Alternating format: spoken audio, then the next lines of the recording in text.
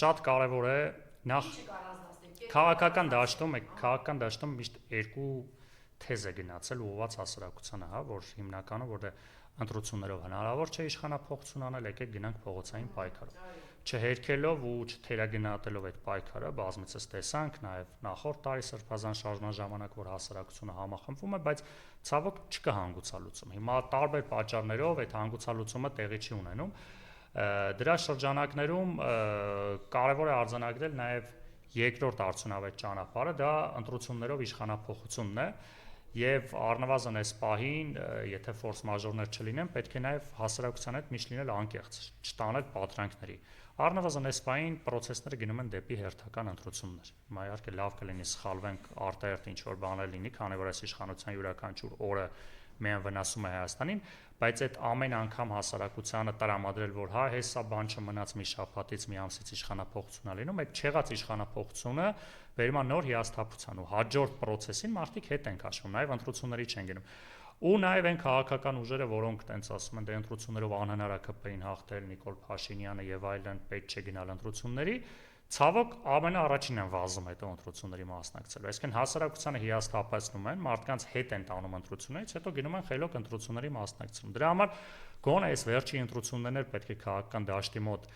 բերի այն թեզը, որ ընտրություններով հնարավոր է հաղթել, շատ բարդ գործ ունենք անելու ընտրություններով հաղթելու, բայց պետք է կպնենք այդ գործը անենք։ Հասարակության հետ աշխատենք, մարդկանց տներից անենք, տանենք ընտրատեղամասեր, նորմալ քարոզչություն անենք, բացատրենք մարդկանց ու գնանք։ Հիմա ընդդիմությունը կմիավորվի թե չի միա։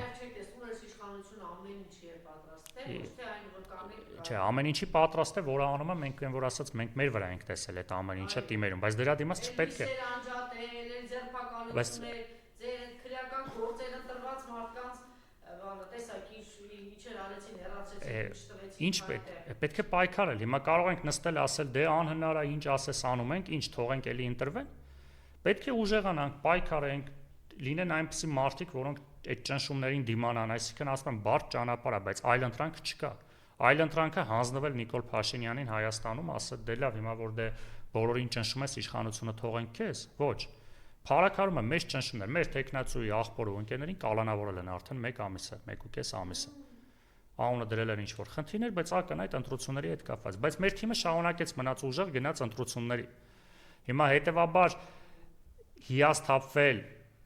քանի որ կան ճնշումներ, այդ քաղաքական դաշտի քաղաքական գործների հիասթափությունը տանում է հասարակության մոտ հիասթափություն։ Իսկ այս պատասխանատվությունը առաջինը քաղաքական դաշտը պետք է ստանձնի։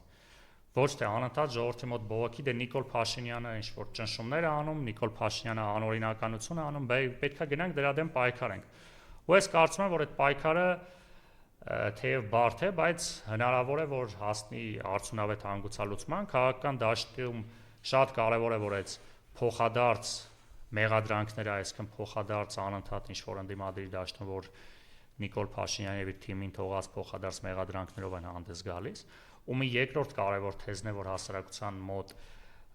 գեներացնում են էլի տանում են հիասթափության ընդդիմության միավորումն է։ Ընդդիմության միավորումը ցավոք շատ քիչ է հավանական։ Այսինքն ունենք այն ինչ ունենք։ Ընդդիմադիր դաշտում կան տարբեր ուժեր, տարբեր թևեր, տարբեր խմբեր, տարբեր գաղափարներ։ Հիմա նայեք, հերթական հիասթափությունն է։ Ամեն անգամ մենք տեսնում ենք, որ ընդդիմությունը չի ինչ անել։ Ոչ թե պետք է։ Չէ, եթե Հիմա տեսեք։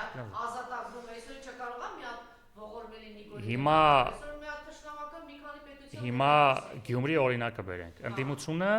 փաստ Գյումրի օրինակը բերենք։ Ընդդիմությունը մասնակցեց